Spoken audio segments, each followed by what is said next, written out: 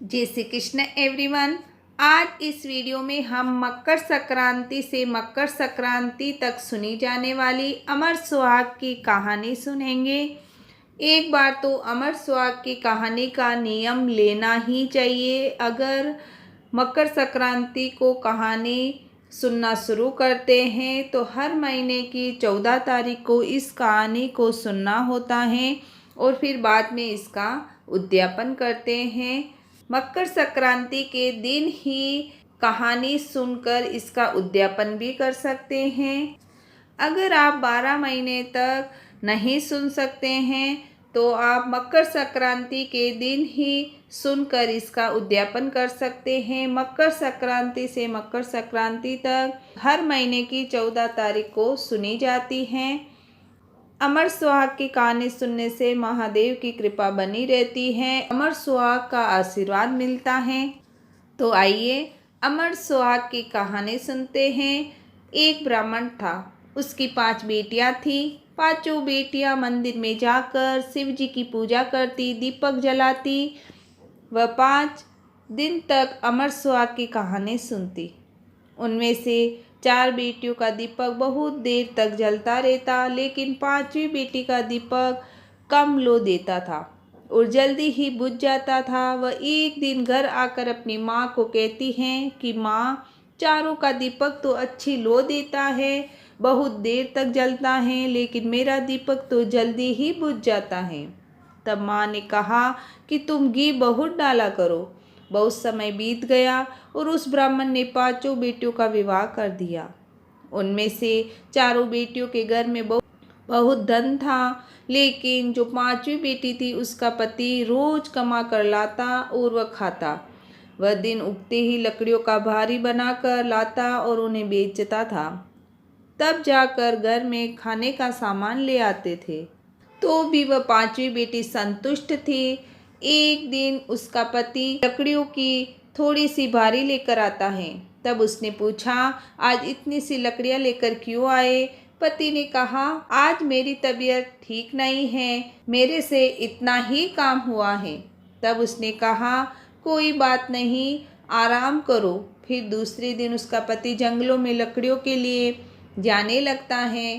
तब वह बोली, आज मैं भी आपके साथ चलूँगी क्योंकि आपकी तबीयत ठीक नहीं है। फिर दोनों साथ चल दिए। जंगल में थोड़ी सी लकड़ियां काटते ही उसके पति की तबीयत खराब होने लगी। बेहोश होकर गिर गया और वहीं पर मर गया। उस सुनसान जगह पर वह अकेली ही रह गई। अब वह सोचने लगी, मैं इसे उठाकर घर कैसे ले जाऊं? और अगर अकेले इन्हें यहाँ छोड़ दूंगी तो जंगल में शेर, चीता, जंगली जानवर आ जाएंगे। तो फिर वह अपनी गोद में पति का सिर रखकर जोर जोर से रोने लगी और कहने लगी कि मैंने ऐसा क्या पाप कर दिया जिससे मेरा पति मर गया। तब उधर से भ्रमण करते हुए भगवान शिव व माता पार्वती सब देख रहे थे।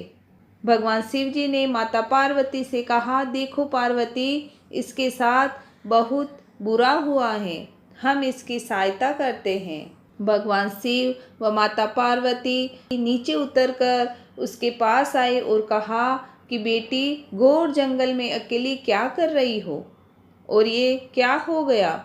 तब उस बेटी ने कहा, मेरे पति की तबीयत खराब होने से यहाँ पर ही मृत्यु हो गई। भगवान शिव जी ने कहा कि इसका शव लेकर घर चली जाओ, यहाँ पर क्यों बैठी हो? मैं इसे घर नहीं लेकर जाऊंगी, यहाँ पर ही बैठी रहूंगी। और ये सुनकर भगवान को उस पर दया आ गई और उन्होंने कहा, तुम वही हो ना जिसका दीपक जल्दी ही बुझ जाता था? हाँ, मैं वही हूँ। फिर शिव जी ने कहा कि तुमने तो दीपक बहुत लगाया, लेकिन तुमने सुहाग की कहानी ध्यान से नहीं सुनी।